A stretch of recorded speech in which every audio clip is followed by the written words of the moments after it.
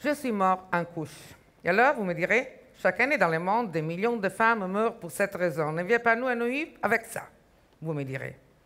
C'est sûr, vous avez raison, mais moi, je voulais vous dire que j'avais seulement 9 ans quand mon mari m'a mise enceinte. Personne ne sait ça, mais nous aussi, on est tout plein. Chaque jour, je dis bien chaque jour, dans le monde, 20 000 filles de moins de 18 ans accouchent. Beaucoup, comme moi, ont moins de 14 ans. Ça peut suffire pour avoir un peu de votre attention? Nous voici donc, les petits mariés, les poupées mamans, des mères tellement petites qu'elles n'arrivent même pas à tenir dans le bras leur propre enfant.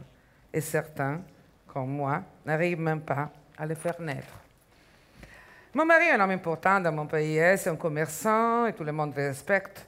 On ne peut pas lui jouer des mauvais tours, ni les vexer. Et d'ailleurs, quand il m'a demandé un mariage, mon papa, il ne pouvait pas dire non. Même si mon futur époux avait 5 fois mon âge. En plus, lui avait promis une belle somme à mon papa et en échange de sa petite fille. Vous ne pouvez pas imaginer comme j'étais fière. Finalement, je valais quelque chose dans ma famille. Pendant la semaine qui a précédé le mariage, on m'a même servi une portion double au dîner, exactement comme si j'étais un garçon. Tout le monde dit que les règles, c'est vraiment ennuyant pour une femme. Moi, je ne sais pas quoi dire.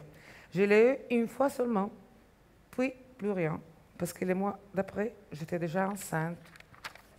Le docteur, il avait déconseillé de le faire aussi vite. Il avait dit que c'était mieux d'attendre au moins 1 an pour la lune de miel. C'est vrai. Mais mon mari est un homme. Il avait besoin d'une femme, spécialement pour ces choses-là. Les hommes ne sont pas méchants. Ils doivent se défouler. C'est tout. Et s'ils ont déjà payé pour une épouse, ça serait de l'argent jeté par la fenêtre que d'aller avec une femme de la rue, non? C'est ça qu'il disait, mon mari, le soir où il m'a prise. Il n'a même pas eu besoin de sa force parce que moi, j'étais sans chair ni sang, comme une poupée de chiffon. Puis, je me suis évanouie et je ne me souviens de rien d'autre.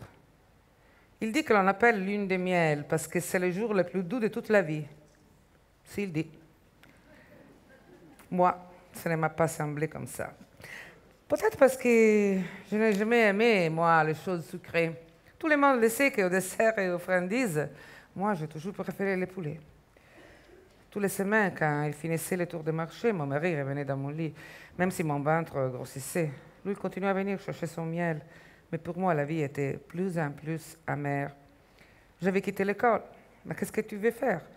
Ça arrive à des millions de petites filles, par le monde entier. Je le sais, parce que la maîtresse l'a dit en essayant de convaincre nos parents de nous laisser étudier. Mais mon père n'a rien voulu entendre. Les papas, ils font pour notre bien. Ils pensent nous protéger des dangers du monde. Les mariages, c'est une sorte de police d'assurance pour les pauvres filles. Une fois mariées, elles sont à l'abri de tout. Personne ne les harcelera, ni les violera ou ne les mettra enceintes. À part les maris, naturellement. L'enfant était trop lourd. Il n'a pas réussi à sortir et moi, je n'ai plus réussi à respirer. On a glissé ensemble dans le ciel et le monde est devenu petit, beaucoup plus petit que nous, qui sont par contre devenus grands, comme des géants, et qu'une adulte n'a plus osé nous toucher.